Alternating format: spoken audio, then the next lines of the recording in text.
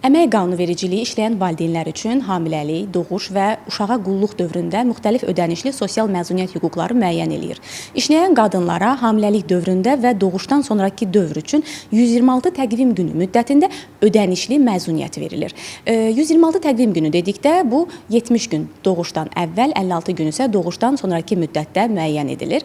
Qeyd olunan məzuniyyətin doğuşdan əvvəlki hissəsinin müddəti doğuş gözlənilən gündən uşağın doğulduğu günədək ötən günlər qədər ödənişli olaraq uzadılır və bu halda məzuniyyətin doğuşdan sonraki hissəsi qısaldılmır.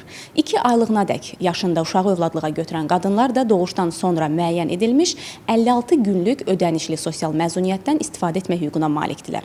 Uşağın doğulması ilə əlaqədar kişilərə isə tibbi müəssisənin arayışı əsasında doğuşdan əvvəl və doğuşdan sonra olan dövrdə ümumilikdə 14 təqvim günü müddətində ödənişli məzuniyyət verilir. Uşağa bilavasitə qulluq edən valideynlərdən biri, o cümlədən uşağı övladlığa götürən qadınlar, yaxud da ailənin başqa üzvü uşağının 3 yaşı tamam olana qədər ona qulluq etməkdən ötürü qanunvericiliklə müəyyən edilmiş məbləğdə müavinət verilən qismən ödənişli sosial məzuniyyət almaq hüququna malikdirlər.